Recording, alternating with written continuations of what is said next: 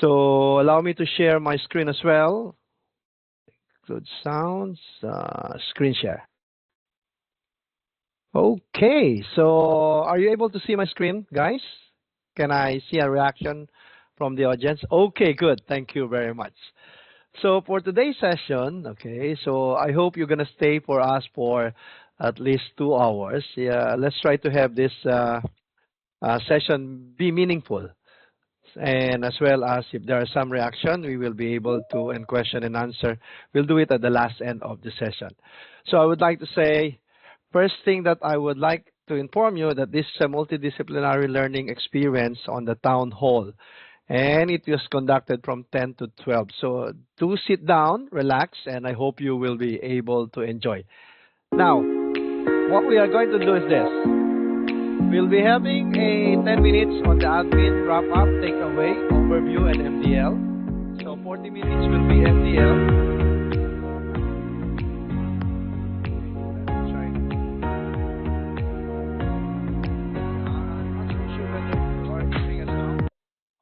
Okay, so apologize for that. I think there's a background sound, and I'm trying to do the screenshot. Okay, so pardon me, pardon me on the sound. There's a background sound, and I'm not so sure why it's actually having a background sound. Anyway, so what I'm actually saying is we're gonna have a 10 minutes on the admin and wrap up and takeaway. What are the takeaways? For the next 40 minutes, we're gonna do the overview of the MDL experience and TPAMC. On the last part, which is the 70 minutes, I'm going to conduct the carbon footprint life cycle assessment workshop. These are actually very important, and so in order for you as a young Singaporean, you are the future of Singapore. And for us, I'm a bit old, and that's why I'm on the dawn. So if you are going to notice, it's actually about you. So that's why we need to understand what are the carbon footprints and life cycle. So without further ado, but before we proceed to the next part, okay, so I would like you to look onto this slides. Unfortunately, I cannot play the slides because I can hear a sound right now. So please pardon me on that.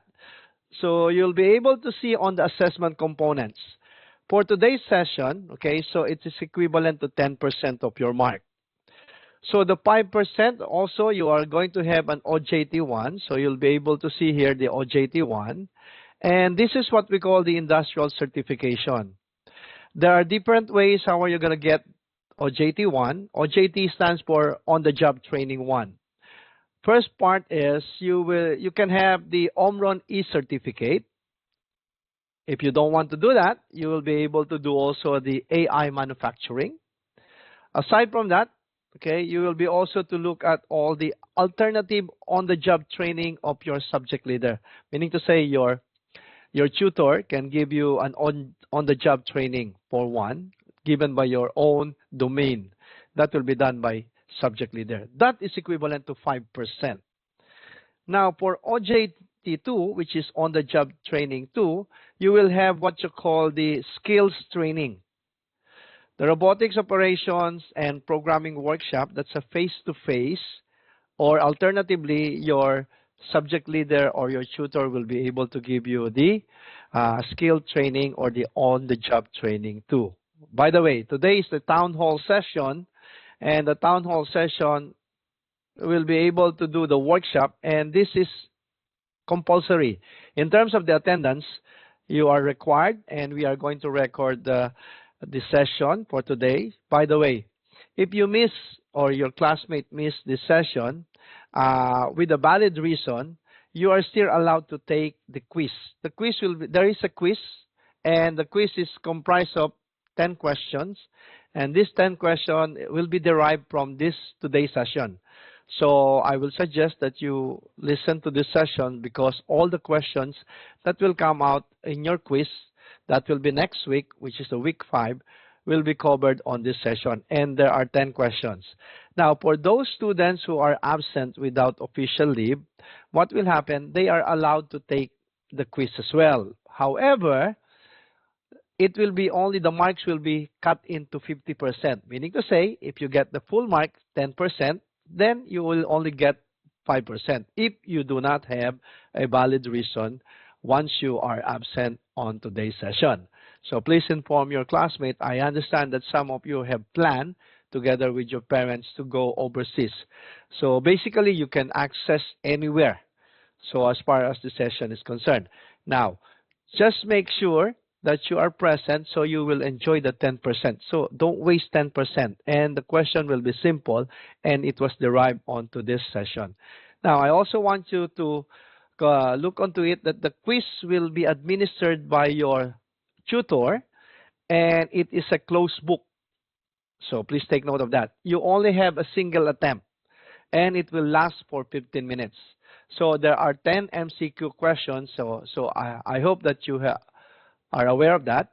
So, but before we proceed on to the next part, before we're gonna ask the next speaker, I'm gonna ask you to take the attendance. So attendance, please prepare by using your QR code. So I would like you to prepare your phone.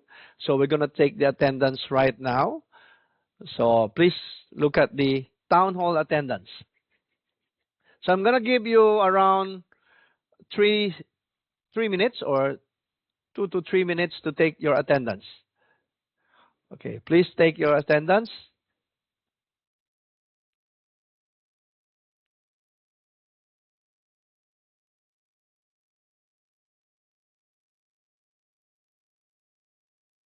Oh, there are some questions. Are you raising your hand? Maybe later we're gonna have to open your question and answer portion at the end of the session. But for right now, what I want you to do is I want you to take the attendance on the multidisciplinary town hall. So I'm gonna give you around 2 more minutes to take your attendance.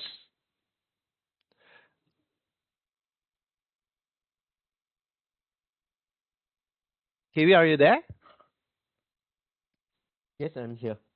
Okay, good. Thank you very much. So after taking the attendance, probably I'm gonna give the floor to you, so Okay. you can start your introduction to your manufacturing. Okay. Yeah. Okay, you have 30 seconds more. So take the attendance. In 30-second times, we will be able to pass the floor to Mr. Kiwi, who is the Deputy Director of the Engineering Cluster. So you have 15 seconds. Don't worry, we will gonna show you the QR code later if you miss the attendance checking. Aside from that, we will also take the attendance from the MS team. So there will be no reason for you to miss the attendance.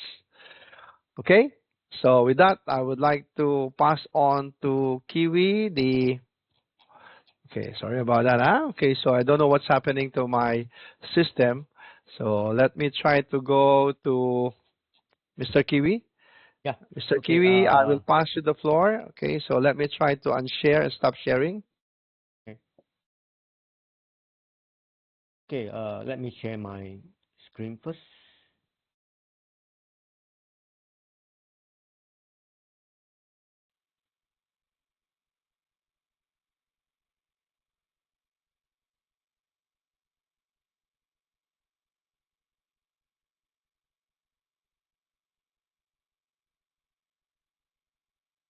Okay.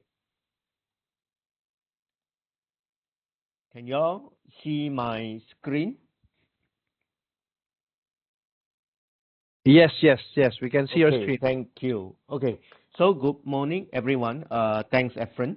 Okay. So you may be wondering why we have this town hall. Okay. So for about 8 diploma across 3 schools, School of Engineering, School of IIT, and School of Business. You are in this program of Year 2 Multidisciplinary Experiential Learning in the area of advanced manufacturing. Okay, why we actually have this program?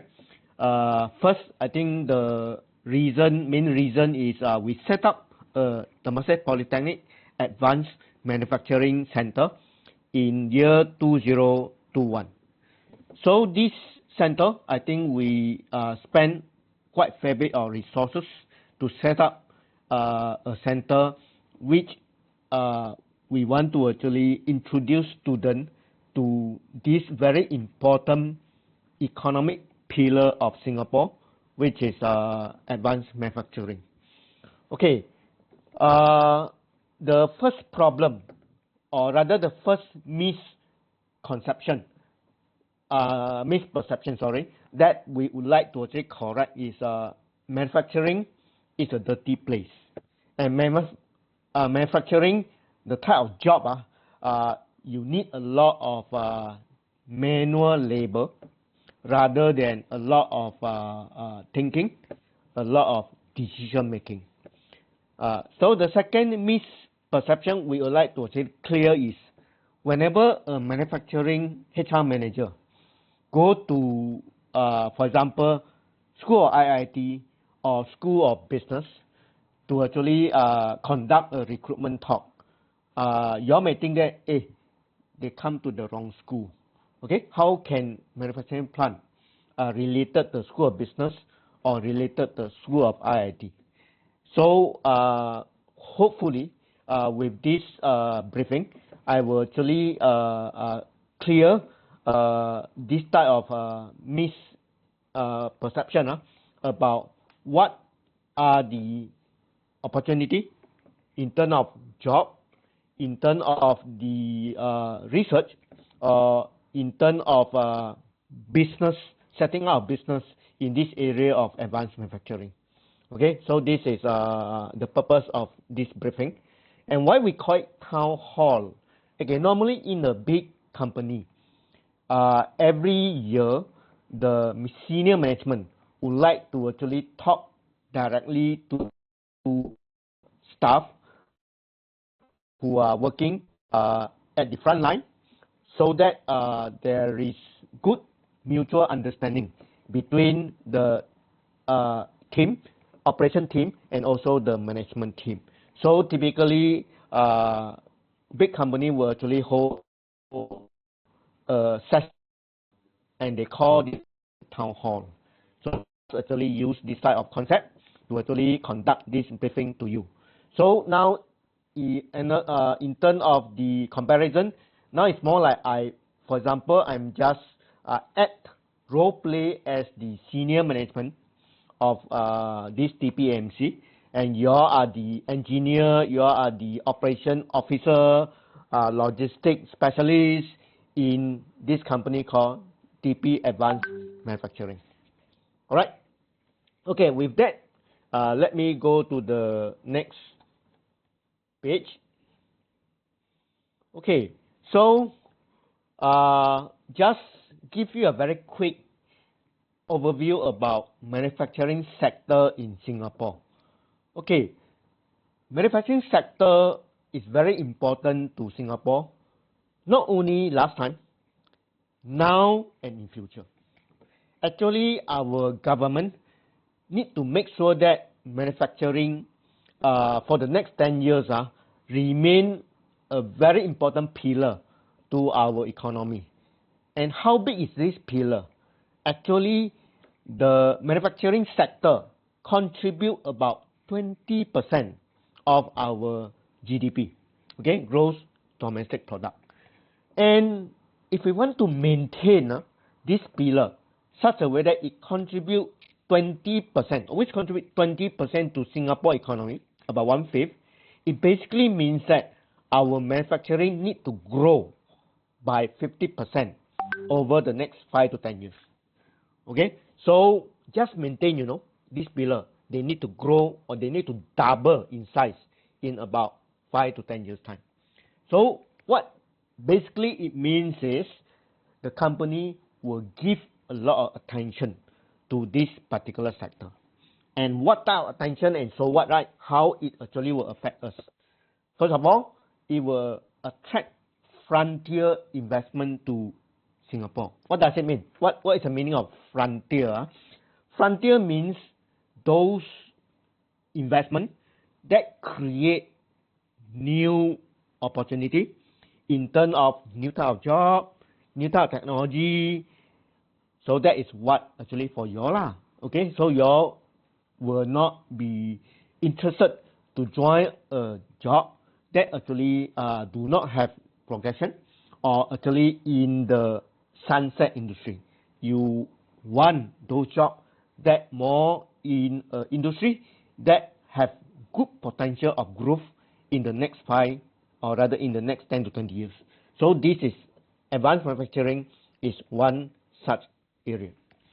Then second, of course, they will groom local enterprise in advanced manufacturing. Basically means that the sector will grow in a way that more companies, big or small, will be actively participating in this advancement of this sector. Okay. At the same time, if you grow this sector, our government will need to make sure that all of us will be interested to join this sector. And actually, how to do that? Okay, of course, first thing they can make the job role in this sector more attractive. Second is, of course, they can give incentive for our undergraduate, our student, to pick up the skill required, the specialized skill required in advanced manufacturing to join the sector in the form of scholarship, in the form of work study program, etc. So this is the message to all of us. I think advanced manufacturing could be an exciting sector to actually for us to think about having a career in. All right. So manufacturing has been with Singapore since day one. Okay. So what is new? Okay, what is new? Okay, last time when we talk about manufacturing, we talk about manufacture in bulk. A lot of similar product in millions, and the product essentially from the first piece to the 1 million piece will look more or less the same. And actually last time we said the quality is first piece and the last piece, it must be exactly the same so that you actually have a very good quality control. But nowadays those things no longer apply. Okay, as we progress, I'm very sure that now, last time, if we actually see someone wear a pair of shoes, and the left and right shoes look different, you may say that the person crazy. Okay, why they wear wrong shoes? One shoes maybe in the, I mean, while he or she was rushing, I think they wear the wrong shoes. But now, it won't be surprised if actually look at someone now, the left and right shoes look different. And that is precisely what is the key difference now in this era of digitalization, that a lot of things, a lot of products and services are already personalized. And of course, this aim to create very good experience to consumer, and it will have big implication to how we manufacture things and services. Okay, and with advancement in technology, now the manufacturing plant will need to actually cater for this type of high mix, low volume type of manufacturing. So another time, high mix, low volume, meaning I can manufacture 10 batches of shoes today. Batch 1 to batch 10 can be very different in terms of the design, but I use the same machine, the same equipment to manufacturing these 10 batches. So that's what I mean. So my machine, my equipment need to be reconfigured very readily to cater for this type of variability in the manufacturing operation and process. Okay. Next, in terms of our job, it no longer become very boring. In the shop floor, it no longer just like press a button, then you wait for the machine to actually manufacturing thousands and thousands of products. Okay, and also I want to clear the concept of a manufacturing plant, advanced manufacturing plant, need not be a very huge factory that manufacture millions of products. Those are typical advanced manufacturing plant. But today, if you know how to actually draw, for example, using computer-aided design software to draw something, you can design a pen and you can manufacture it where? At your home using a 3D printer. And with that setup, I also would think that you are running a advanced manufacturing small plant inside your house. So what I want to bring to you is the concept of advanced manufacturing is not necessarily in terms of the skill, right? It is more in terms of flexibility the operation can have to meet the customer demand, big or small. Of course, nowadays come with many so-called personalization, right? Okay, for TP Advanced Manufacturing Center, I think you all should not be unfamiliar with this center. In year one, you all went for a factory visit, right? Factory visit. I think in the visualization data and visualization subject, okay, then you all were introduced to this model factory at TP. Okay, of course that time, what you see is some of the equipment inside. Then you see a very big dashboard. We call that nerve center. And of course, you go to the back of the center. Then you see a smart warehouse. Okay, that's why we call them end-to-end type of model factory. Okay, so we don't want your understanding of advanced manufacturing stop with that exposure. Okay, so for year two, that's where we are now. Okay, we have this town hall to sort of like a reinforcement to what we introduced to you in year one through the tour, where I now reinforce your understanding about some of the key components in advanced manufacturing. And of course, in year one, you only see. In year two, we will move one step further, where you will have chance to actually operate for School of Business and School of IIT. In the next few weeks, in one of the weeks, you will actually have the opportunity to play with robots, for example. Okay, so this is, I think, what we actually put in place to enhance your learning journey in this MDL experience. That's why we call it experiential. We want you to have some hands-on on the equipment, on the robot that inside Advanced Manufacturing Center. Okay, then hopefully with this, for those of you who actually keen to go deeper into this area of advanced manufacturing, and in year three, you can actually talk to your course chair, then so that we can make arrangement for you to participate in some of the major projects, okay, that we work on proof of concept project with a partner. So you can participate in those projects as part of your major project, okay? And we call this cross-school multidisciplinary major project, okay? And of course, you can even have your internship to TPAMC or our company partner, meaning you can actually have your internship in one of the advanced manufacturing plant,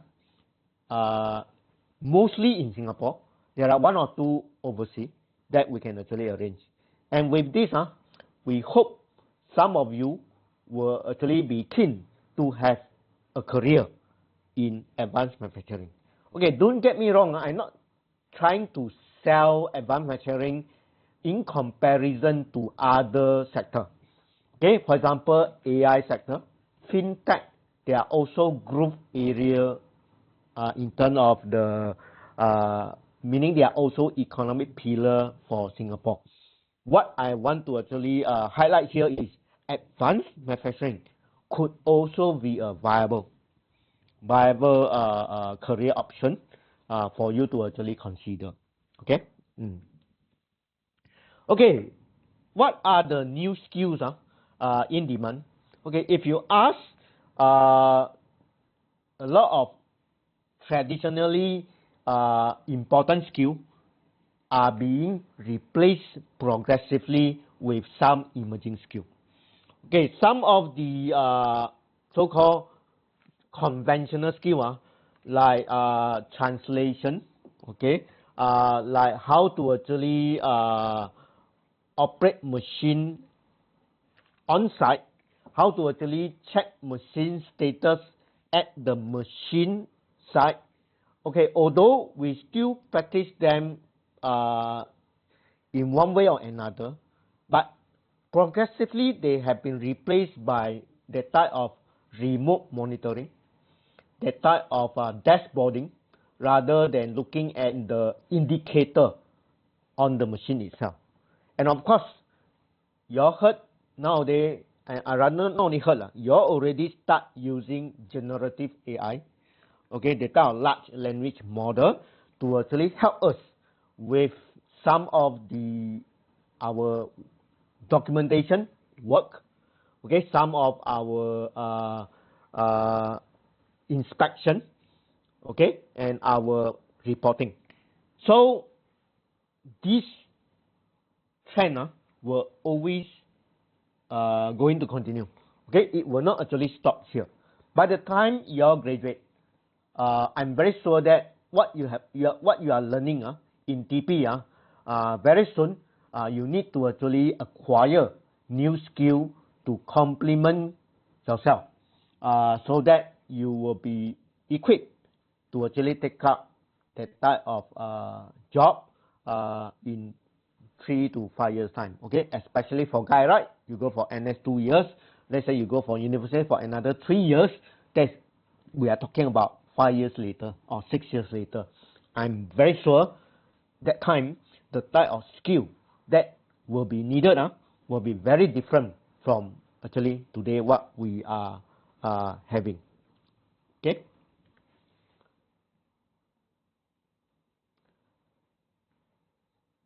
Okay, so just now, before I want to actually also highlight this part on, you see on my screen this T, right?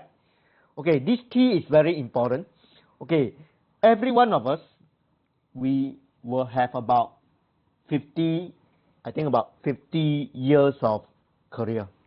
So during these 50 years of career, we cannot just say, oh, I learned from poly, I learned from university. After that, I will use the same skill for the next 40 years. Okay, that will not be sustainable. All right, so what we need to be is this T-shaped profile. So we need to have one area of specialization. So we need to specialize in one domain. For example, let's say I'm good with warehouse, so I specialize in logistics. I'm good with robotic automation. I could actually specialize in, for example, equipment design. And if beside that, I need to actually have that type of cross-section workplace digital skill.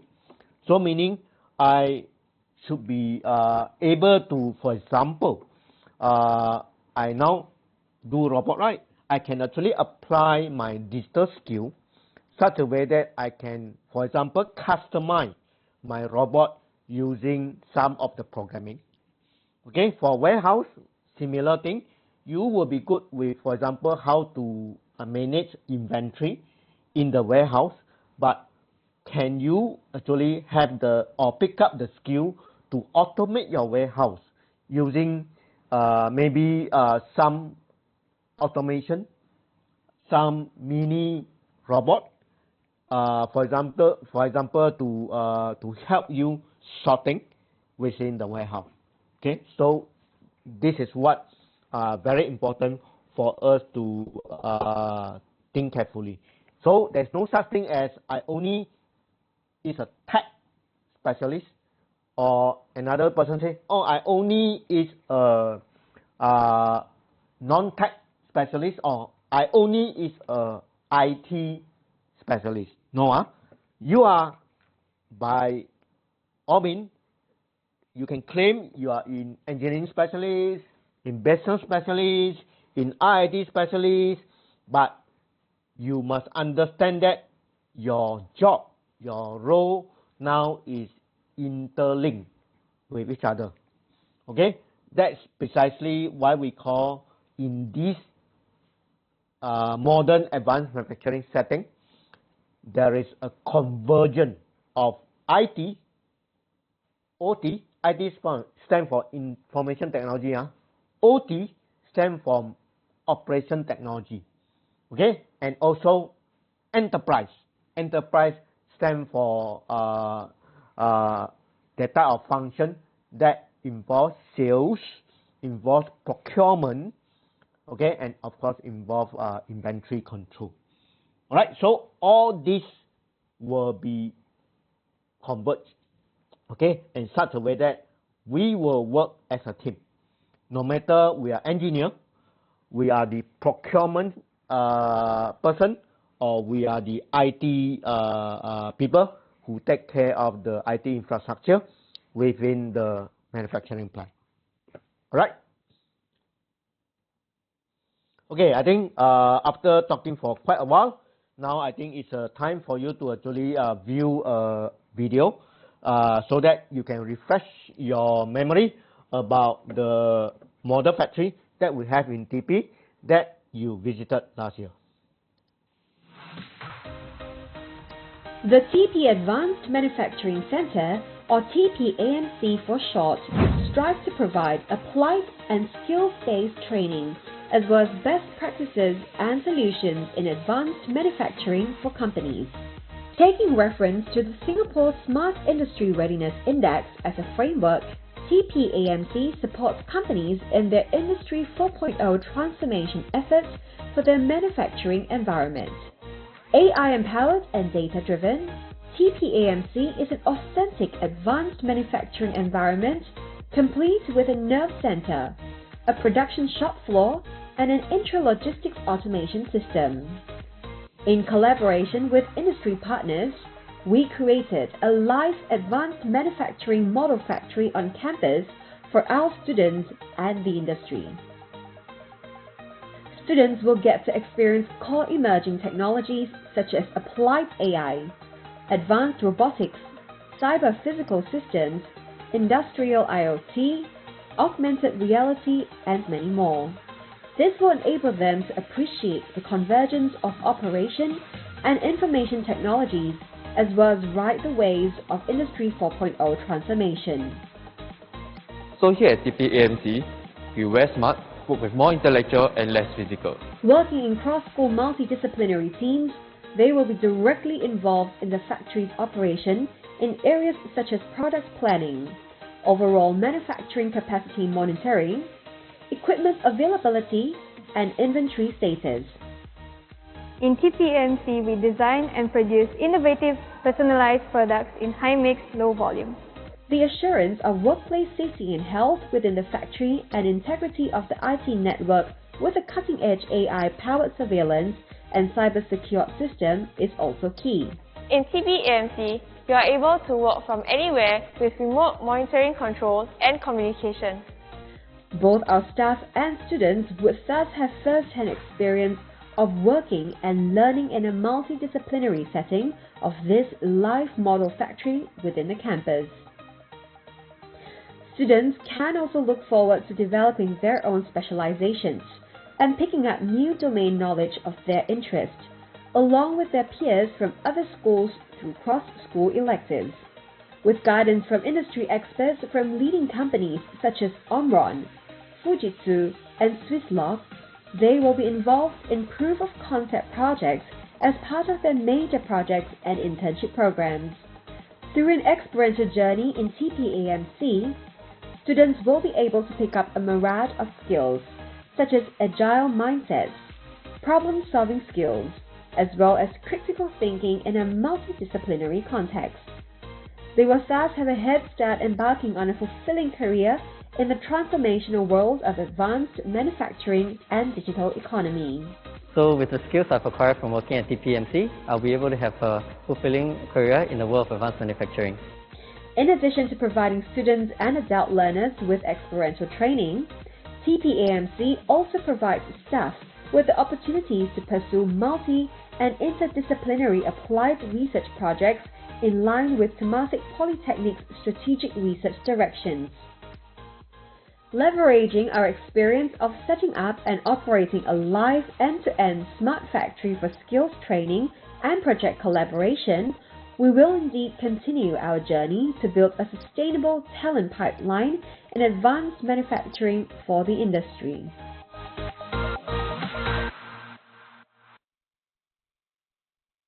Okay, so I think as you can see, advanced manufacturing factory is no longer an oily, messy place. Okay, it could be a very cozy workplace for us to actually carry out our duty day in, day out. And actually, recently, one of the advanced manufacturing very close to us, United Microelectronics Corporation, UMC, which is just across the IKEA, okay, IKEA Tampines, okay, invited us for a visit to their plant, and they even say that we can have a friendly match with them using one of their multi-purpose sports hall within their factory. So I think this is the type of so-called plant, workplace we can actually look forward to in this area of advanced manufacturing. Okay, for our model factory, what is so special about our model factory? Besides it look very clean, then in terms of work, we don't use too much screwdriver. We actually use example the type of dashboard for monitoring, the type of tablet for do reconfiguration of the equipment. I think what's special about our model factory is it can produce 6 different products using the same set of equipment. Okay, so this is one feature of advanced manufacturing. It is very autonomous. Autonomous means what? Meaning it know what to do when it see what come to the machine, rather than we program in sequence. What should be product number 1? What should be product number 7? Okay, no. It basically can operate autonomously based on some intelligence we inject into the so-called equipment. Yeah. So now I show you how they produce 2 different products using the same equipment. You all take a look.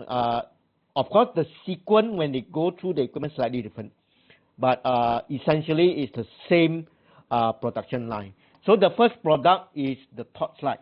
Okay, production of a torch light. Okay, it's about 1 minute. So you all take a look.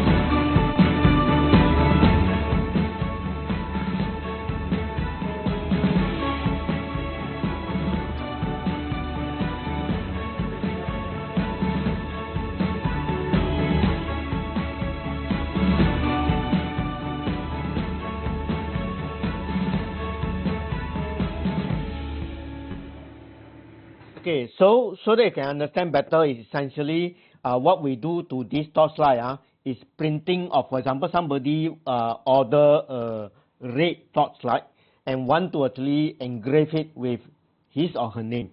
Okay, so what this line will do is pick up, first of all you need to pick the right color torchlight, then send it to the laser marker, then it will actually based on the design, in the order, for example, you want it to be Sally Tan, okay, then I think it will engrave Sally Tan to the torchlight.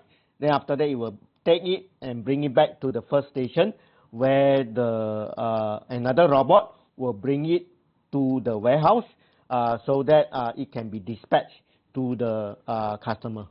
Okay, so this is production of torchlight. So next we go to the second, production of a limit switch. Okay, this is more slightly more engineering. Limit switch. Limit switch is used. Okay, for example, you're at home. Sometimes you want your door to actually open in one direction only, but to a certain extent, not too much.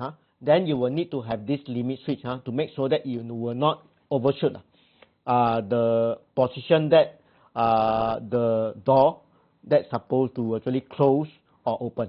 Okay, so take a look how the same line manufacture this limit switch.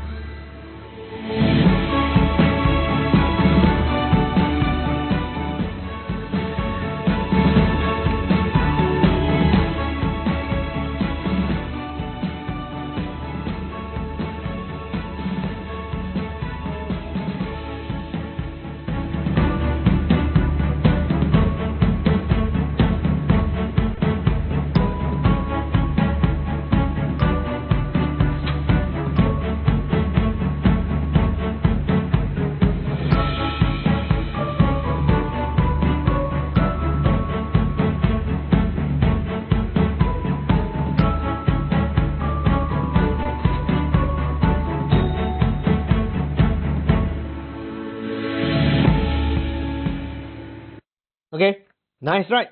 The music, I mean. Okay, so what you maybe want to pick up from this video is, first of all, did you see many people inside? Almost none, right? Almost done. The whole process were being carried out by a series of robots.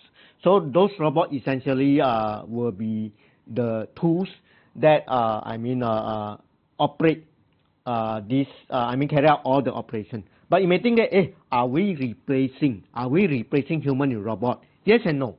In the factory, we are replacing it with human. But what are the work done by robot? not something very complicated, huh? They pick something, they place it somewhere, then after that they screw, they unscrew. We want human to do those jobs? I don't think so. Those jobs are not very complex. Okay, so what then the human will replace now will do? They will be the one who actually remotely monitor the robot whether anything go wrong. If anything go wrong, they will need to intervene. And even before that, let's say they are need to actually change in terms of the operation. They can actually fine tune, check the configuration, then modify a little bit of codes that actually control and manage a robot. So those will become their work. Okay, and of course they will need to interface. For example, the robot now, I think from here you cannot see whether it's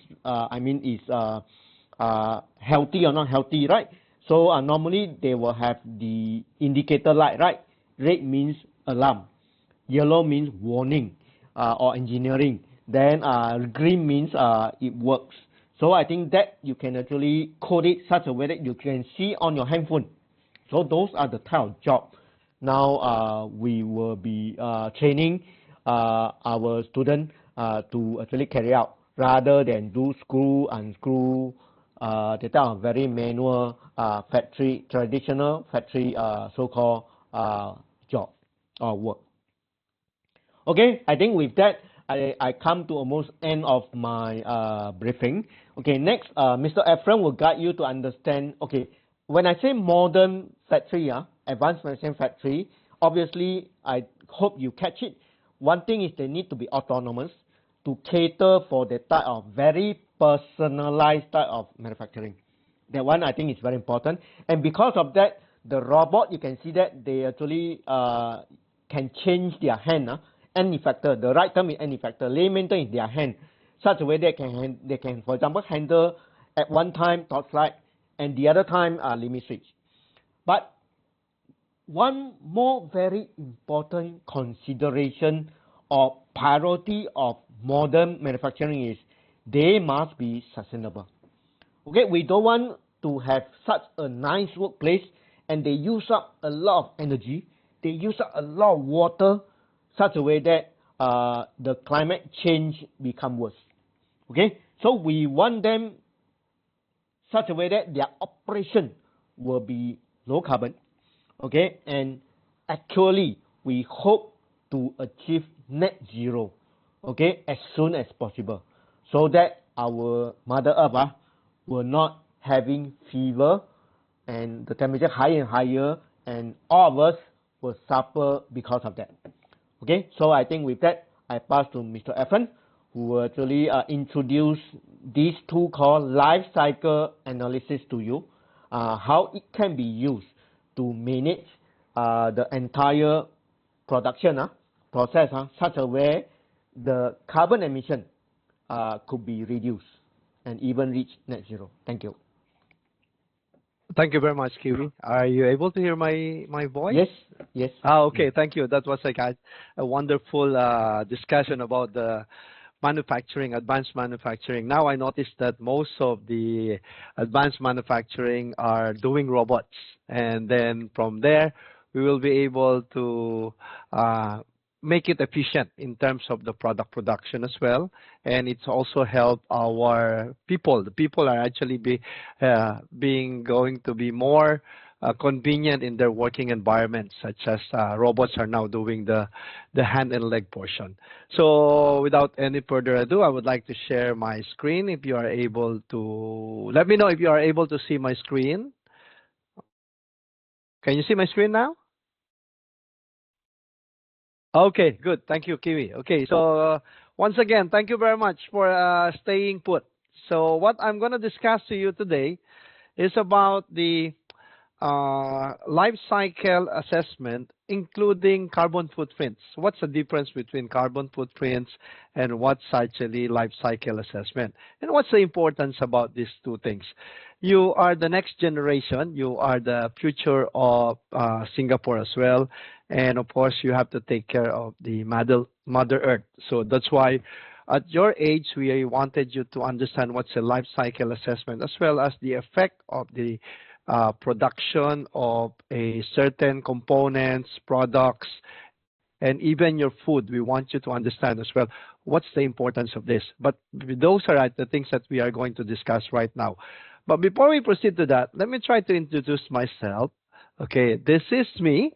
I'm actually a friend, and you can call me a friend. It's easy to remember. I'm a professional electrical engineer. I'm also a CN Chartered professional engineer, and I'm under the electronics engineering department. So what you are going to expect right now is you will be able to, we are now in Singapore, and if you're going to look at the entire world, so these are actually contributing problems to Mother Earth. And although we are small, we want you to consider as well, how do we protect the planet Earth? So we are going to discuss about the carbon footprints and the life cycle assessment for this next 50 minutes. So hopefully you will be able to stay put. And the importance of the talk, why is it's important to understand this matter? Although its life cycle assessment is a very, very difficult topic, but I will try my best, okay, to introduce it to all of you. And what will be your takeaway at the end of the session? So let me try to discuss you first. Okay, so if you're going to look at the screen right now, these are the things that what we are doing in Temasek Poly. So you'll be able to see on the right side, let me try to give my pointers. Okay, on your left side corner, these are Singaporean. Okay, we bring them to, there are students of Temasek Poly. We bring them to developing countries. Why do we need to bring them to the developing countries? Because we wanted to incorporate technologies. So one of the key things that we have done there is, you can see this one. This is a lamp. And in that lamp, inside this bottle, there's what we call a solar lamp. That one is a long time ago in 2009. Solar is not yet very popular. And however, the problem in one of the country, Cambodia particularly, they don't have a lights. So if they don't have the lights, how do they survive at nighttime? What they do is they try to use gas lamp, and these are kerosene based, and it's bad to the health of the people. So that's why there is a lot of sickness in terms of those students. So we try to create how can we help them? So through this, we have done a circuitry that will be able to charge in daytime, and they will be able to use it at nighttime. So you'll be able to see here, these are the students. So we can say that it's a successful. That is in 2009. So you'll be able to see this. Now in other country, there's what you call typhoon. So some of the classroom are actually spoiled. So what we have done is we try to fix again. Local Singaporean actually went there to do these things. And if you are going to notice also on your right side of the screen, this is actually a toilet and bathroom. As far as Temasek Poly is concerned, we are doing the corporate social responsibility. We try to build a toilet and bathroom. Actually, the first thing is the project is only to come up with toilet. But there is one lady actually wanted to have a bathroom, so that's why we are surprised why they are asking bathroom. We already provide the toilet, right? And then we have to understand where are they coming from. And when you notice, the lady actually told us that there are peeping Tom. So people are actually peeping, especially ladies, when they're taking a bath. So the crime will actually going to take place if this is the case. So that's why we try to put a bathroom. So we thought that we have given them the arm and then they want to take the shoulder. And I think that's, you have to understand also where they are coming from. So as you can see here, we put a solar here, and then this is a charging station. So in the daytime, they try to charge their phone also, because in case of a disaster. And then we also have a charger here and a battery, so that there will be a light inside the toilet and bathroom. So these are the things that what we are doing. So as you can see now, if you are going to notice, okay, so this is in Indonesia. you'll be able to look at the Indonesia. Okay, so in Indonesia, they don't have a proper sanitation. So what we have done is we try to go and do some sanitation, and then we try to capture the solid waste, and then the waste of the water will be also can be a fertilizer. So would you imagine? So one of the reasons why we do this is the fact that children are getting sick. So when children are getting sick, because they do their business anywhere, so of course flies will actually come in, and then after that the flies will go to their food, and the children will start to have some problem in their stomach. So we try to see whether we will be able to assist them, and that's what we are doing in terms of the technology as far as TP is concerned. On the lower left corner of your screen, you will be able to see that we try to do food security as well. So we try to bring technology to the developing country where we will able to monitor the growth of the crop. And also, we try to capitalize on our technology in terms of the solar. We created a solar lighting. So when the solar lights has not yet been established that well, so we started it. So you'll be able to see also on this side, okay, this is Mr. Kiwi, the earlier who actually did the presentation on manufacturing. So what we have done here is we try to do I'm not so sure whether you are guilty.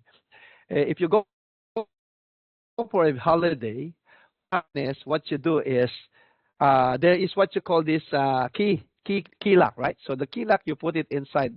Once you open the door, there is actually a compartment for the card, and then it will turn on the lights. So we noticed that most of the people, they actually replace the key card, and then so that the aircon will still on, and then they will go out. And this is a waste of energy. So that's why we try to do some projects. If you're going to notice, we try to alter. So even you put what you call your key card, but if there's no one inside, the aircon, the lights, and everything will shut off. And then the only time that it will turn on when the person go in. And then how about nighttime, isn't it? So in nighttime, what happens is we try to capture their breathing. So once you breathe, you're disturbing the atmosphere. When you're disturbing the atmosphere, then we have a sensor that there is a person there. So that's why we have to turn on the aircon. These are the projects that what we are doing. Of course, electric vehicle, you can see the electric vehicle. During that time, it's not yet popular. Now it's getting popular. And here we also have the food security as well. We have a rooftop. Okay, Singapore is a very small country, so we use the land very, very important. So in terms of the housing, and then after that on the roof, we put a solar, we also put vegetation. So these are the projects that what we are doing. We also try to capture the carbon dioxide in the atmosphere. As you can see here, we have algae, and then all these things are drawn by solar power. So as you can see, TP is actually doing a lot of things. So as far as this is concerned, so that's why are we doing this? Because we're trying to do this for your future, and you are the next generation, and that's why we want you to understand what is a carbon footprint and what is the importance of life cycle assessment. Okay, so let's continue. Now, carbon footprints and life cycle assessment. So we are going to explore how everyday action, how you produce greenhouse gases, and how to design for the sustainability. Now, if you're going to look at my slide, be mindful on my slide. The moment that you see a bell on the slide, okay, you have to take note of that, because that slide is very important, okay, for your assessment next week. So please take note of the slides, huh? Okay, let's proceed. Now, let's try to recall, if you're going to look at the picture here, this is a power plant that actually produces a smog or produce a smoke. You have a subject in sustainability and climate action. Let's try to recall this. So if you are going to notice, okay, so the first question in your mind is, where do most carbon emission comes from? That's the first thing that I would like you to check. Now, I'm going to make a short polling. So I want you to bring out your handphone and open your QR code. And I would like to understand where do you think that the most of the carbon emission come from? I'll give you a choices, and then let's try to look at what will be the consensus of the team. Okay, so I want you to look at this. Okay, so please try to scan this QR code, and I would like to check on the audience such that we will try to find out where is the most carbon emission comes from. So you'll be able to see some of you are actually saying it's on the transport, 22% are actually, 62% are on the transport. Waste is actually on 19% on the waste, the second one. So as you can see here, so there are different understanding, right? So where are the most carbon emission comes from? As far as Singapore is concerned, I'm talking about Singapore. Huh? Okay, don't look at the world. So basically, based on your understanding, okay, okay. So the most carbon emission is coming from. There's no right or wrong. Don't worry. I will reveal where is actually the most of the carbon emission is coming from, as far as Singapore is concerned. Huh? Okay, I think, wow, 16% is electricity. Waste is actually on 15%. Food is actually 5%. Very good. Okay, so as you can see here, transport is most likely the highest as far as you guys is concerned. But we're in fact, okay, so that's a very good, okay, very good. Okay, so keep coming. So I think we have done the majority. We can conclude that most of you know that the transport is actually where the carbon emission comes from, right? Okay, now I would like you to reveal the answer. As far as these choices are concerned, actually it's not the transport. The most carbon emission, where it comes from, are the heating and electricity.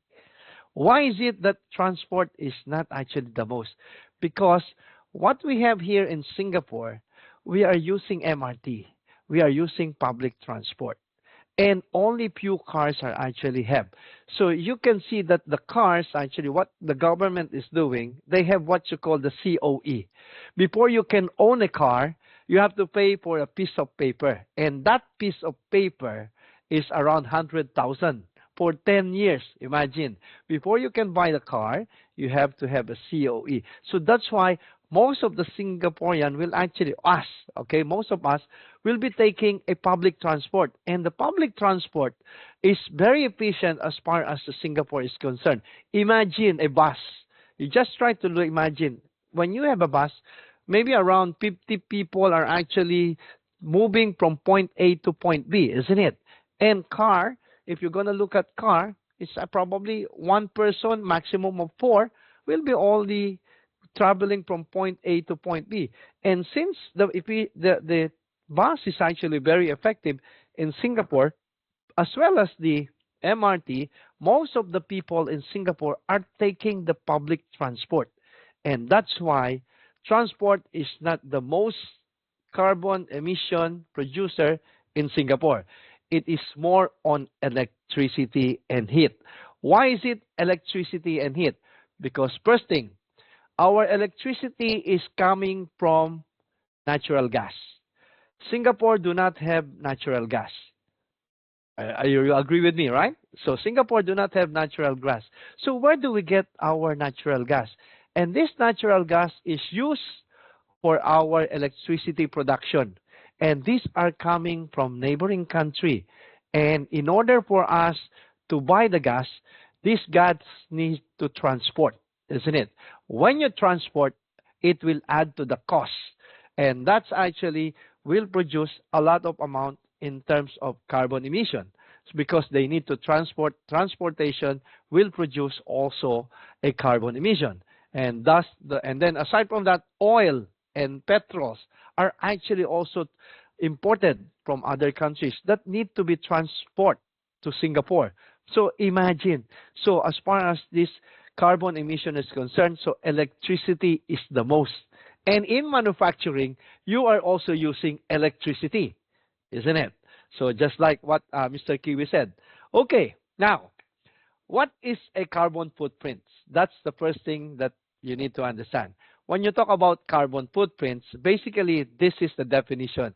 You can see on the upper right corner of my slides, there's a bell. You should read between the lines, okay? So it's actually a total greenhouse gases emitted by an activity, a product, or a person. And it's expressed on CO2e. What's CO2e? CO2e means it's actually a carbon dioxide equivalent. Why is it that there's a CO2e? The reason behind why there is a CO2e, because there are many gases actually that emit in the atmosphere. And these are the 7 gases that emits in the atmosphere. One of them is the carbon dioxide. A good example is when we breathe, we produce carbon dioxide, right? Methane. Methane is actually another greenhouse gas. And this is actually coming from the part of the cow, part of the cattle, all those carabao, cows, and everything. Once they part, it's actually produce methane. Those who are actually rotten food, it's also produce methane. So there are many, if you're going to look onto this. So all of these gases, it's very difficult if we're going to treat them individually. So that's why there is an equivalent. So if of a carbon dioxide. So that's why in measurement, carbon dioxide is the only one that we measure. How about methane? So if you're going to look at methane, it's 25 times of the carbon dioxide. Meaning to say, if one carbon dioxide, that's why we are referring to carbon dioxide. If you're going to notice here, that's our reference. So if the methane produced, let's say, for instance, 1 kilogram, that is equivalent to 25 times of CO2. Okay? Now, among this, if you are going to notice, which has the highest equivalent global warming potential, equivalent to carbon dioxide, is basically what we call the sulfur SF6. They call it SF6, and that's sulfur hexafluoride. What is this sulfur hexafluoride? You are using an electricity. There's what you call a circuit breaker. So the circuit breaker is actually, or the transformer. If you're going to look at the transformer, there is produced heat. They need to cool this down. So that's why they're using sulfur hexafluoride. And that is actually 23,500 times, imagine, of a carbon dioxide. So that's why if you actually expose this to atmosphere, it's 23,500 times of carbon dioxide that will produce in terms of the global warming potential. So take note, huh? So all of this, okay, will actually going to convert into an equivalent CO2. Now, another example, which of the second highest? The second highest is what you call 12,400, and that's HFC. These are actually the refrigerant that you are using in your air conditioning. So that's why in an air condition, you are actually there is a chemical there which is what you call HFC, which is hydrofluorocarbon. Do take note that this cannot be exposed to atmosphere, because the moment you expose this, it will be equivalent to 12,400 times of carbon dioxide.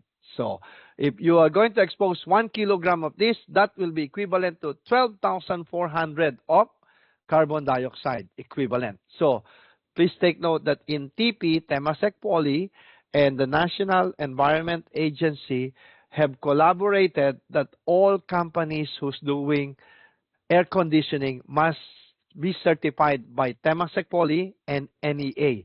They cannot operate without our certification, because the moment that they operate and we caught them, they will be penalized $10,000 and they will be possible of imprisonment. What is this? It means that we are teaching them how to recover the hydrofluorocarbon gas so that it will not be exposed to atmosphere. And those are the things that what we are doing. So now you understand, huh? Okay, so there are many greenhouse gases, but we only consider there is an equivalent carbon dioxide so that it will be considered as one unit. And that's what we call CO2 equivalent, or CO2e. So I hope you understand, huh? Very important. Okay. Now, let's try to ask you a question. Oh, I have another bell on the upper right corner of my slide. Again, very important. First question. Okay, look at this. How many do you think a single person, what's the average carbon footprint of a Singaporean? Try to answer in your mind. Unfortunately, I don't have any QR code for this, okay? So just answer in your mind, and I'll reveal the answer. A Singaporean, okay, one person will emit in 1 year equivalent to 8 tons of carbon dioxide equivalent per person per year. That is our emission. Why is it that's so high? Because of course you travel, you wear clothes, you wash your clothes, you iron, you eat, and all of this has been calculated. So for a typical Singaporean, we are emitting 8 tons, okay, of CO2 equivalent per year. Now, comparing this to the average of human being in the entire world, actually, the entire world, if you're going to notice, it's only half. So the global average per person, if you are going to notice, is only 4.5 tons of carbon dioxide equivalent. Please take note, huh? Okay, so it's almost half. Where did I get this? You might be wondering, where did I get this? Okay, so this is the graph that I have compared. You can compare any countries. Okay, so this is the global, if you're going to notice, per person. So that's actually the per person. And then if you are going to notice, okay, so sorry, I need to move this one here per person. And then for Singapore, it's actually 8.3. Where do you get this? But the question now is, why is it that Singapore have high? Because the reason why it's high, okay, is because the carbon footprints is more on energy. We are importing energy. Petrol, we are importing natural gas, we are also importing food as well. So there is a transportation that will also consume. So, and that's one of the main reasons why we are producing quite a lot of carbon dioxide equivalent. Now, you will be able to see this, okay? If you want to check other countries, okay, so all you have to do is just go to this website, okay? So CO2 country profile, okay, our world data. Now, let's try to move. Oh, there's another bell. I need you to understand this as well, okay? So, how to calculate your carbon footprints? In your module, in your Climate in Action last year, I think, if I'm not mistaken, or you don't calculate your carbon footprints, and I'm sure of that, okay? So, they will just tell you how do you. Now, this time, I'm going to discuss about how do you calculate. So, the first thing that you need to find out is what is the formula for calculating your carbon footprints. So it's simple. It's the emission will be equal to the activity data, whatever you're doing, and multiplied by the emission factor. Now, this emission factor, different countries, they have their emission factor. So for Singapore, we also have our data where you can get the emission factor. So in order for you to get your emission factor, you will get it from Singapore Emission Factors Registry, SEFR, okay? So that is where you're going to get. A good example is this. You'll be looking onto this. Look at this. So as far as the transportation is concerned, look at this. If you're taking land transport, you only have a 0.01, okay? Equivalent, okay? So kilogram of CO2 equivalent per unit. If you're using an internal combustion engine, you're using a car, your emission factor equivalent will be equal to 0.17. So imagine, these are the things that if you're using hybrid, take note, let's say for instance, you're not using hybrid, but you're taking a Grab and the car is actually a hybrid, then it will emit also 0.13. So what's the best? The best for you to do is actually the train because it's only have an emission factor of 0.01. Now, what's the significance of this? Let's try to have a sample problem. Assuming a person is traveling from his office to from home to office, and the distance is 10 kilometers. Okay, look at this, 10 kilometers. Then how much kilogram of CO2e does the car emit? So if a single person, take note, single person, that's one. So the formula is basically emission is equal to activity multiplied by emission factor. Then in order for you to solve that, this is the formula that you're going to use. Then basically 10 kilometers, and then you have to take the emission factor from the data, which is SEFR, and in this case 0.17.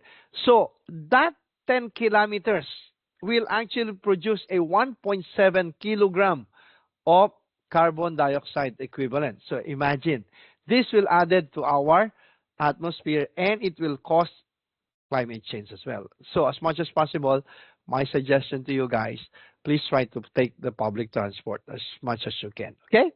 So I hope you will be able to understand this. Okay. Wow. There's another bell, okay, on the upper corner of my slide, and I want you to understand these slides as well. Take note. What is a life cycle assessment? When we talk about life cycle assessment, it's not only calculating the carbon footprints. What you are doing now is you are going to calculate the environmental impact. So from a certain product, whether it's a copy, whether it's a mug, whether whatever, even yourself, we have also a life cycle. So a life cycle is from raw materials, which is from what we call the cradle. This is what we call the cradle, all the way until you throw it away, disposal. There are actually 5 categories or 5 phases of a life cycle assessment. And those are actually this.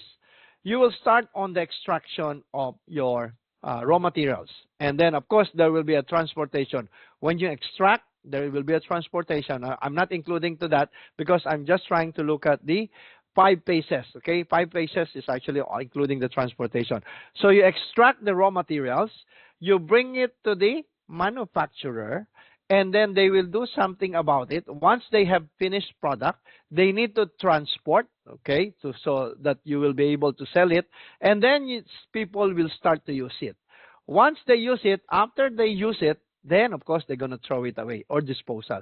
These are the 5 phases of your life cycle assessment. Now, they call it cradle to grave because cradle means from the beginning, from the raw materials, all the way up to disposal. When you do a life cycle, you can actually concentrate on a single portion only. You can actually say, I just want on the manufacturer only, on the input and on the output. What will be the life cycle? You can do that. Or if you want, from the extraction up to the transportation, what will be the life cycle? So it's up to individual and it's up to the company. That's why life cycle is a very, very important matter, and you will be the one going to decide how are you going to do your life cycle assessment. Now, there are other presentation aside from this linear one. You can also do this. This information is the same as this one. So the raw materials, which is actually the extraction, and then after you extract the raw materials, you're going to bring it to your processing, which is the factory or the manufacturer. And after you have manufactured, you come up with the product, you are going to transfer it or distribute it to the user. And then after that, you're going to retail or sell it, which is actually used. And then after that, you're going to waste, meaning to say you're going to throw it away. Those are the what we call the life cycle assessment. It's a complete, once you complete, it's cradle to grave. That's what they call. Now, let's try to move on to, there's no bell on the upper right corner of my slide, but I need you to understand this, okay? My question to you is this, okay? Can you try to think what did you do today before you come to this lesson? What have you done, okay? Just think. Of course, you have your breakfast, and then what did you eat? Okay, maybe egg or a sandwich or a nasi lemak. So all those have actually what you call a life cycle. Why are you trying to calculate the life cycle? As I've mentioned, we want to find out what is the environmental impact of that product. And if you try to find out what's the environmental impact of that, then basically what will happen is you will be able to reduce the effect on the environment. Okay?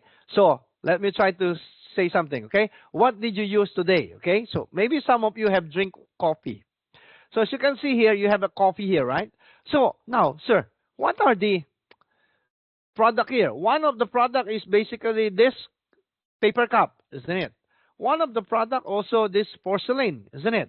That's a product that you have used. Or if you don't want that, you want to consider the coffee.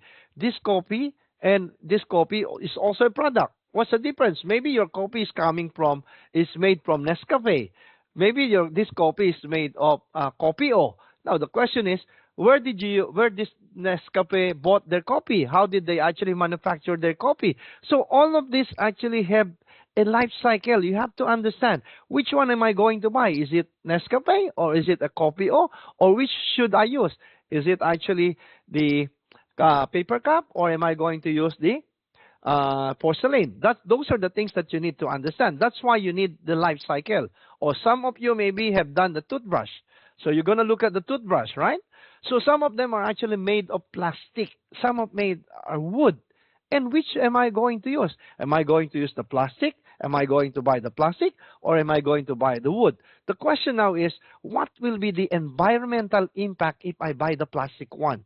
And that's the importance of your LCA. What is the impact to the environment if I use the wooden handle?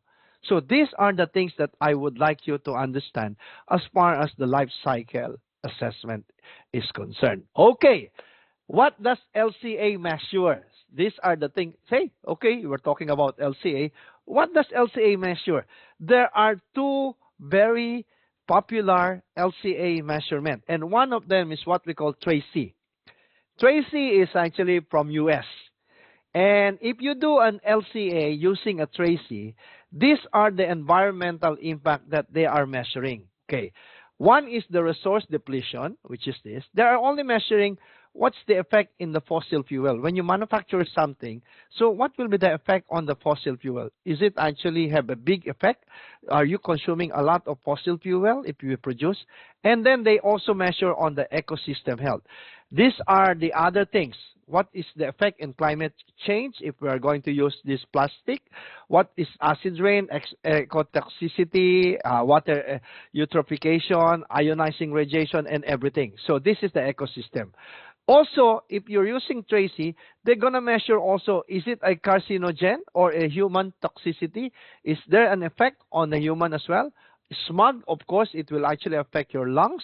And then particulate also. Okay, so those are the things. So if you measure an LCA, a professional LCA, this is what we call the full LCA. You use the Tracy. These are the measurements that will come out or when you do LCA of a certain product. A coffee, let's say for instance, coffee coming from Brazil, coffee coming from Cambodia, actually have different LCA. What is the environment impact if I buy it from New Zealand? What is the environmental impact if I buy it from Cambodia? And how do they produce it? That is the importance of LCA. Okay, so one of them is Tracy. Another popular in the market is what we call the recipe. So recipe is almost similar to Tracy, but they measure more. So as you can see here, in the resource depletion, they not only measure the fossil fuel, they also look at the minerals. So you can see the difference, right?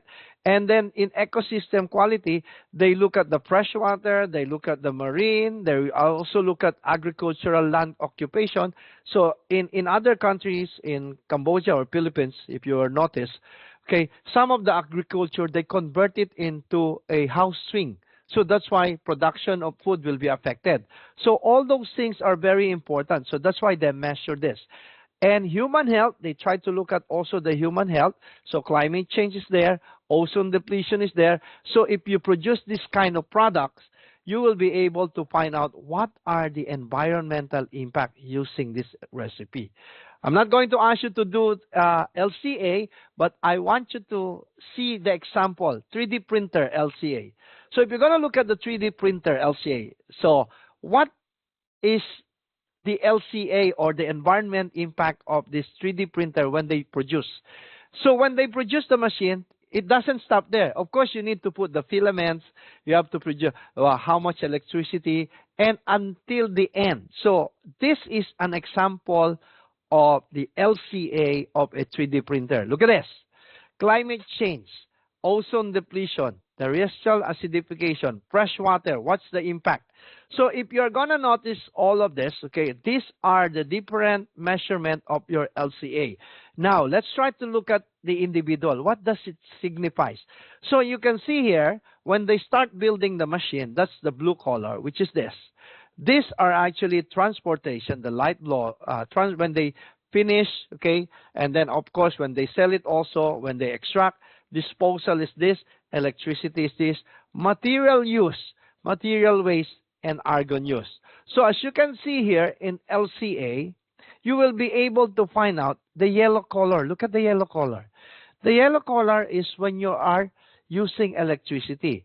This one, when you are using the machines in terms of the raw materials. The materials that use is actually ABS, maybe those filaments that you're using as part. Then if you're using an argon gas. Let's say, for instance, in climate change. When you consider the climate change, the most largest culprit of climate change is basically electricity, isn't it? So in this amount, you will be able to analyze, hey, electricity is the most highest. How am I going to reduce it? One way is you can use renewable energy, isn't it? Another way is you can use solar. You can use what? You can try to reduce. You can use appliances or equipment that has a high efficiency. So you will be able to mitigate the climate change or climate impact in terms of your electricity. So these are things that you need to look at when you're working on LCA. Now, let us try to analyze the LCA of a t-shirt. So just for discussion, okay? So you have a t-shirt, okay? There are 5 phases of LCA. I told you, right? So the first one, the first stage is you have the raw materials, isn't it? So you get the raw materials. Where do you get the raw materials? Okay, an example is raw materials of a cotton t-shirt. Okay, they have to plant it, isn't it? So they have to come out. So it starts as a cotton plant, isn't it? When you plant a cotton plant, what you need is water. Of course, you're going to pour water. Then there's an effect on your environment because you're going to use water. And then there's a land also. Then there's effect also on the land. And you're going to use also pesticide before you can grow this. So in this case, there's already an effect in our environment, isn't it? That's just the first stage of your raw materials. Now, after you come up and then you already collected the raw materials, and then you're going to build, or you're going to produce t-shirt, right? A cotton t-shirt. So you're going to go to the second stage. The second stage, you're going to bring these raw materials to the manufacturer, isn't it? So those are the manufacturing. And what they do is actually they start to weaving, and then the cotton is spun, woven, okay, dyed using a chemical. So you want to change the color. And then you're going to use the water as well. And you're going to use the sun in a factory. Then you're going to use electricity. Again, in the factory, there is, again, effect all this into a environmental impact. That's the second phase of your LCA, isn't it? What's the third phase? You have to sell it. After the factory, you have come up with the product, you have to sell it. You have to send it to other country. And that one is what we call distribution or transportation. So it can come probably from China, it can come from Vietnam, it can come from other countries. So in Singapore, we have factory, let's say for instance, we want to buy t-shirt from the manufacturer, and the manufacturer are located in China. Then they have to bring it over to our side, isn't it? Then there will be again a consumption or effect on our environment, and these are shipped, creating emission from a factory to warehouse, then your local store as well. That is the third stage of LCA. What's the next one? The fourth stage, of course, is you're going to use, isn't it? You're going to use it. So once you bought it and then you're going to use it, is there an effect on the environmental impact when I use the t-shirt? There is, because the moment you wear, of course, it will become stinky, then you're going to wash, isn't it?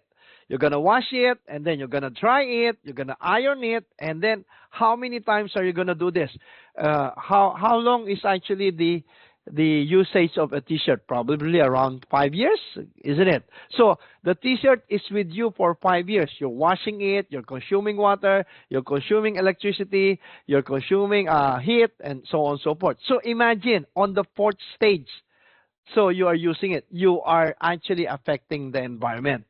And in these 4 stages, the most is actually when you're using it.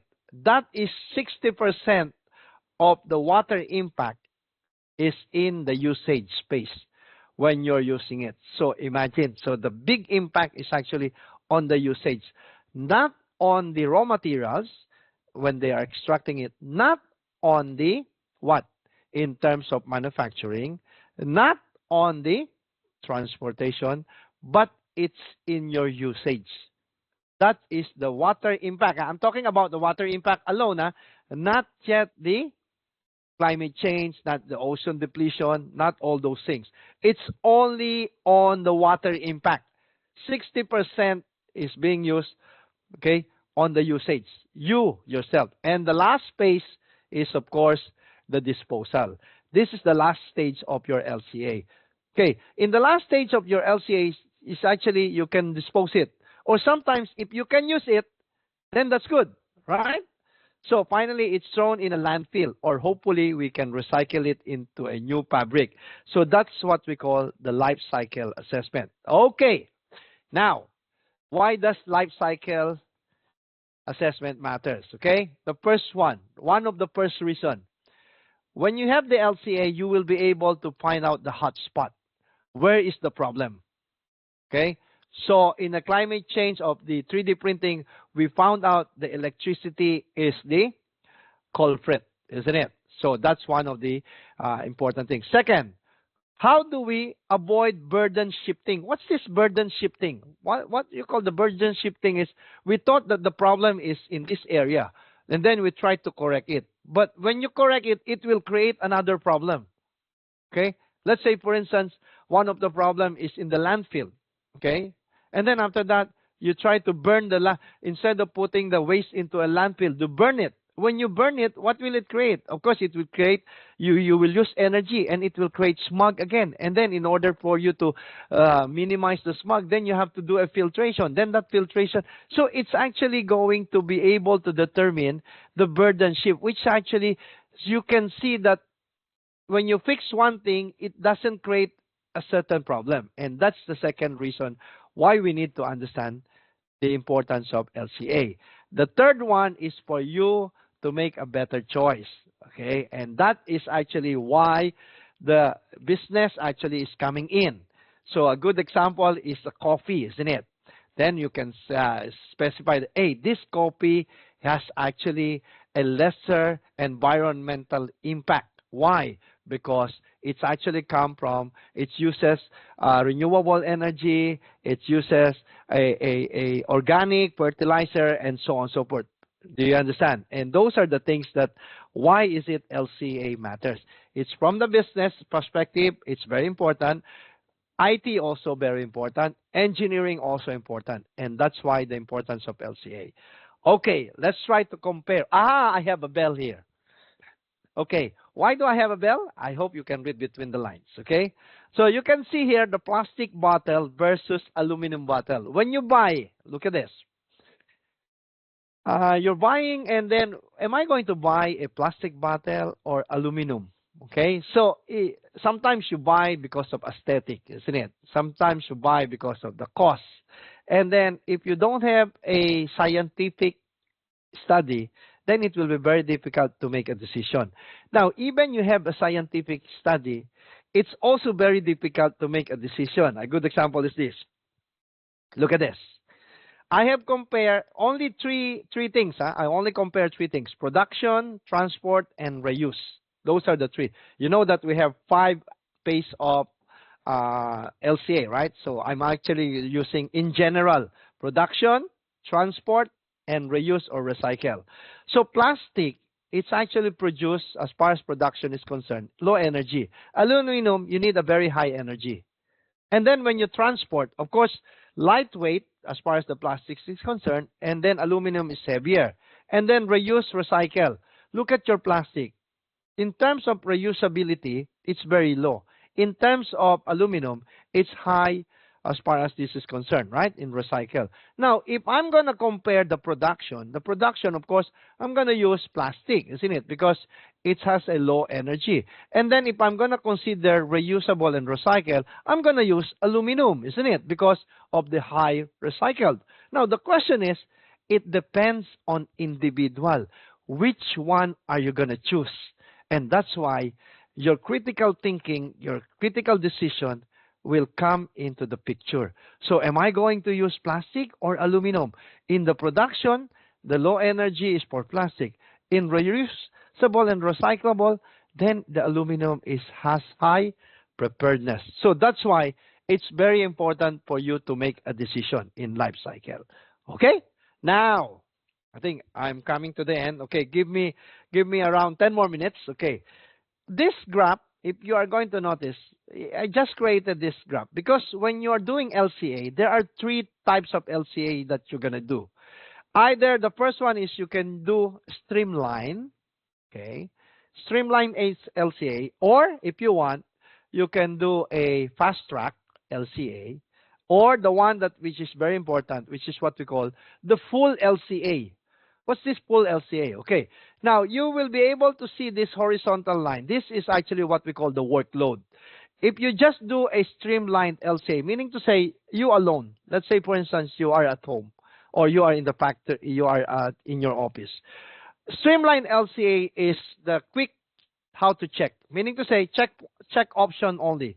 So what, assuming we are using a car, isn't it? So when you're using a car, the petrol is the only one that you have a data, isn't it? And then that's actually just to checkpoint. How much am I going to find out in terms of the LCA? So you have a lesser work as far as the work is concerned, but you only have a checkpoint in terms of this. So as you can see, it's just a streamline. Now, you want to make it a bit better in terms of LCA. You go to your fast track. So when you talk about fast track, you have a certain amount of work, and then this is the reliability. You'll be able to identify the biggest impact. Okay, this is a fast track, or you can set a goal if you want. Okay, set a goal meaning to say you want to consider the scope 1, you want to consider scope 2, or you want to consider scope 3. Scope 1 is direct emission. You are the one going to emit. Scope 2 is you're buying electricity. Scope 3 are the rest. So you can actually find out what's the biggest impact. But if you want to have a reliable LCA, you have to do the full LCA. And if you want to do a full LCA, it's a lot of work. So you can see here, and it will, in order for you to be reliable, these are ISO 14040 certification or EPD. EPD is an environmental product disclosure. You're going to show them. So these are, and then the last one, of course, based on science. So you will be able to see. So these are very easy to do. Second may be difficult a bit. And the third one will be the most difficult. Okay. So how do you trust LCA product? If you see a product, or if you see a product, then they said this is the LCA. So these are the things. The first thing is you have to make sure that product have a data, and then they compare it with the industry. That's one way that you can trust LCA of that product. Second, it was prepared by the practitioner. Then they will say that this company actually prepared the LCA. The third one, they have a certification, ISO 14040. And when you see this, and then you can rely on this product. And then the third party verification as well. Okay. So these are the, okay, just for your information, these are the data. We cannot get all the data. You have to rely on the data from the government. And these are the commercial application of LCA. CIMA Pro, Gavi, those are actually commercial and reliable, but you need to pay. Okay. And once you do that, these are what's happening on the life cycle assessment. I'm not going to discuss this. Just want to show to you how does the LCA is going to work. Okay. What are the LCA software available in the market? One LCA in the desktop is what we call CIMA Pro, and this is by Fred. Another one is what we call the Gavi. This is come from ThinkStep. The third one, which is the Open LCA, this is a Green Delta. So once you have done this, okay, so you want to learn this, you can do this. But of course, these are paid. You need to pay for it, okay? Now, if you want to do your LCA on your own, that's possible. You can actually go on the web base. And these are the equalizer.be. The other one is Sustainable Minds. The other one is IO LCA, which is Carnegie Mellon. What is actually the best is actually this, Sustainable Mind. It's a web base, okay, and then it's actually free. This is free. So just for you to do a streamlined LCA.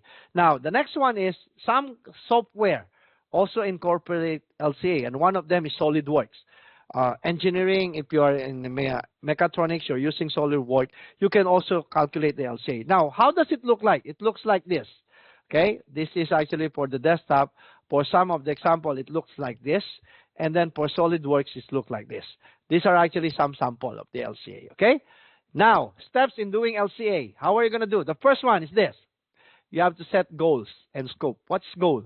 Okay, goal means, do you want to concentrate only on raw materials? We have 5 phases, right? Raw materials.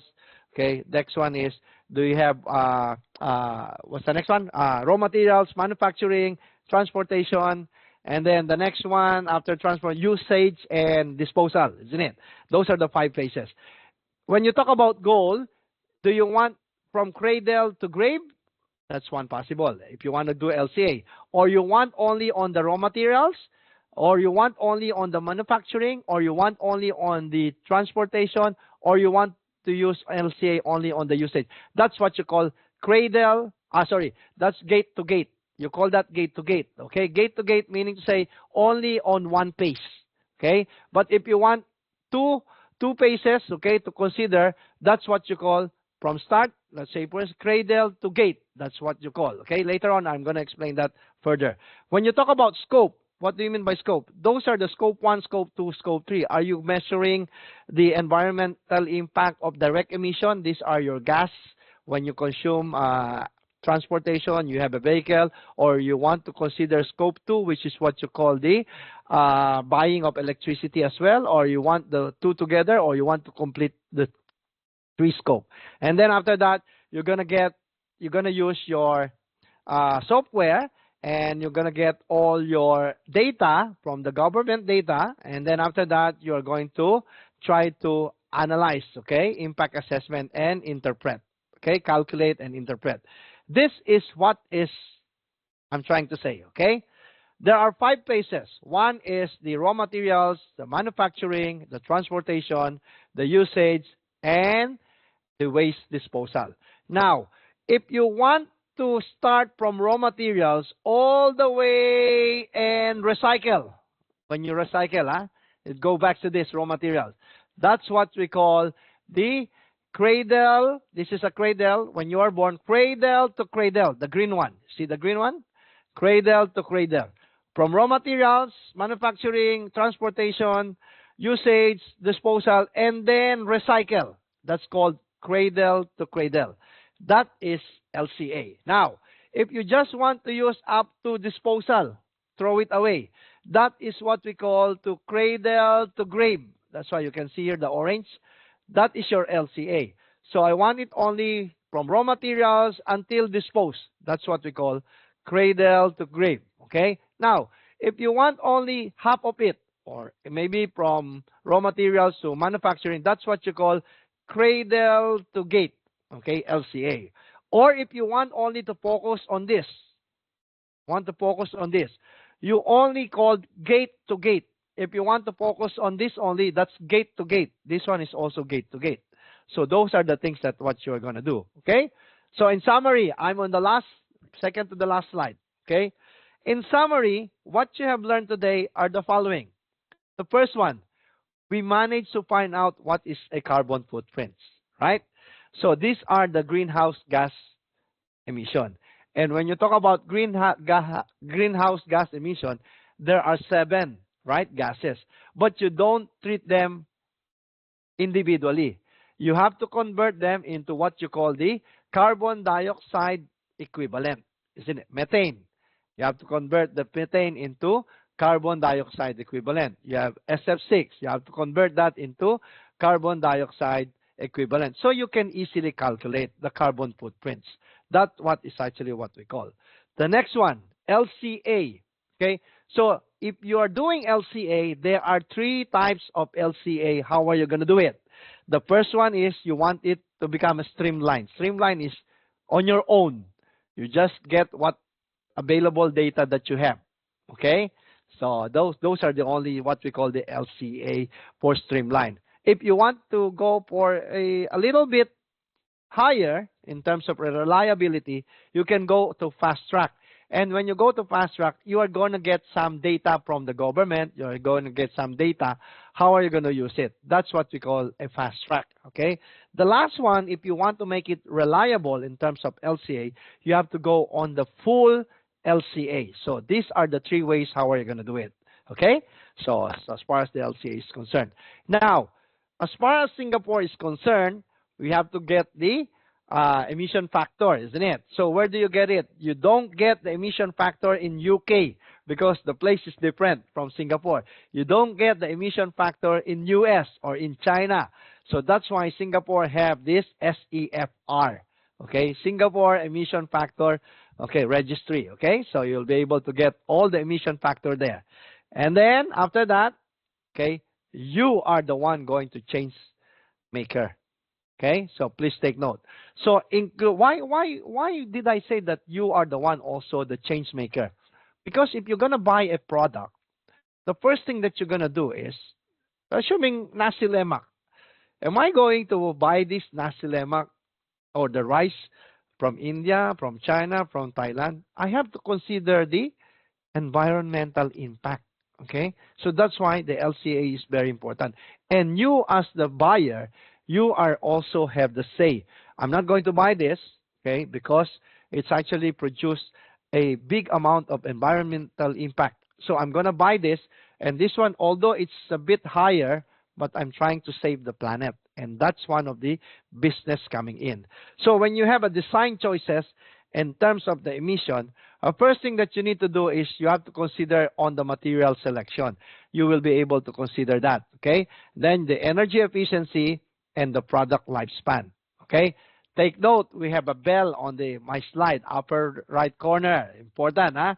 Then the last one, why we are doing all of this is because we wanted to support, as Mr. Kiwi said, we want to support the Singapore net zero by 2050 goal.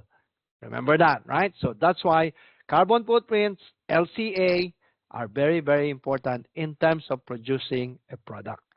So I hope that's actually, you learned something. And then now what I'm going to do is I'm going to flash again your attendance, okay, your QR code, so that you'll be able, I hope you learned something, okay? I'm wishing that you actually learned something, okay? And you stay put, okay? So this is now your attendance. Thank you very much, guys, okay? So I want you to take your attendance. For those who haven't taken the attendance yet, please take your attendance, okay? So not to worry if you have problem, because there's a feedback that some of you were not able to get the attendance, okay, because there is an error. So what we are going to do is we are going to download based on the MS Team, okay? So with that, okay, so I would like to say thank you very much. How about Kiwi? Kiwi, do you have anything to say for them? Okay, okay. Thanks, Efren. Okay, I think very enriching workshop. Okay, I think main message to all of us is, first of all, I think very important is when we actually consider a career, we want to consider a career that are important to our nation, so that we can actually make contribution to our nation. And of course, that need to be aligned to our interests. And then interest-wise, we need to actually understand the sector we are going into. So today we are just sharing some of the important feature, some of the important opportunity in advanced manufacturing. So I hope this session provide some of the good information for you to actually understand better what advanced manufacturing is about. Okay, with that, I thank you. Then I pass back to Efren to conclude this session. Yeah. Okay, thank you very much, Kiwi. Thank you very much for everyone. Okay, so we hope that you will be able to take care of the environment, because you will be the one going to be affected. And that's one of the reasons why advanced manufacturing is very important, because not only on the product that you are producing, but you have to consider also the raw materials as well and disposal.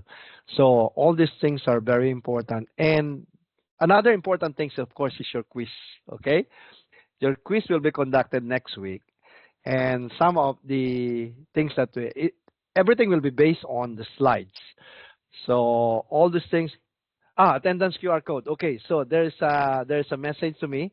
Okay, so I will be showing again, okay, the attendance. Okay, so as far as the attendance is concerned, let me try to share again the attendance before I actually dismiss you. Okay, so there's a message. Sorry, sorry about that. I was informed that some of you were not able to capture the attendance.